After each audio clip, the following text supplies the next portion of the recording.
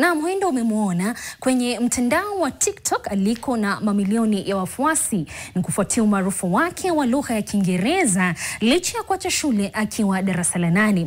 Sasa usichojua ni historia ya maisha ya utotoni mwake ambayo ilimchochea kufanya upasuaji wa kufunga mirija ya mbegu za uzazi maarufu kama vasectomy akiwa na umri wa miaka 24 pekee. Johnson Kesir anasema mateso ya utotoni mwake yalichangia kuafikia maamuzi haya, miongoni mwa mengine yakiwemo kuapa kutopata watoto maishani. Mwanahabari Winnie Chepkemoi alifanikiwa kumtembelea Johnson maeneo ya Kericho na anatueleza zaidi.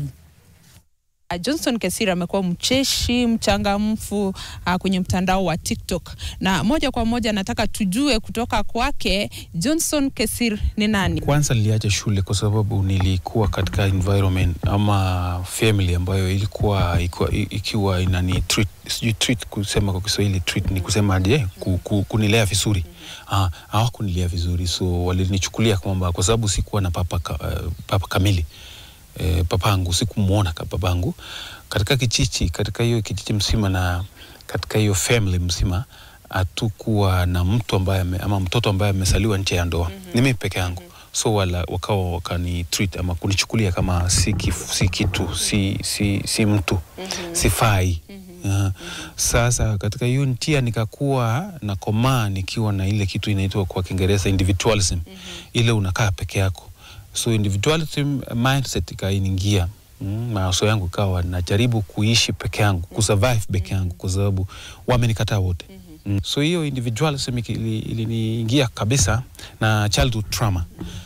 Nikaogopa kuwa na watoto. Sasa hizi kukiwa na mrembo mahali aseme nimependa Johnsons, nataka kuishi na yeye. Nimepata wengi, wako wengi sana kutoka South Africa, wengi wenye wanatamani kuwa na mimi. Lakini kidogo niko na uoga mwingi kwa sababu kwanza nilifunjwa moyo.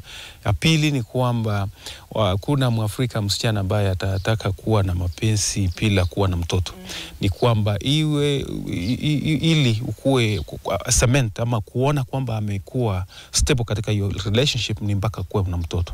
Kwa watu wako na talanta kama wewe, unaweza waambia aje? Stima sina. Na ningekuwa nayo ningekuwa nafanya mambo yangu kabisa masaa mengi, lakini huwa na I run out of my battery yangu ama simu yangu imepungua moto, naenda mbali na travel mbali kwenda kukuchache. Kama hii last mile, tunasikia last mile haifiki, hatuna. Chamke Kesir, hii bye bye kabisa. Bye bye ga. Huyo ni Johnson. Asante. Huyo ni Johnson Kesir kutoka eneo hili la Ainamoi akituelezea changamoto ambazo amekuwa akipitia kwenye maisha yake, na pia amekuwa akituchangamsha sana kwenye TikTok. Nikiripotia NTV mashinani kwenye eneo la Ainamoi, kaunti ya Kericho. Mimi ni Winnie Chepkemoi.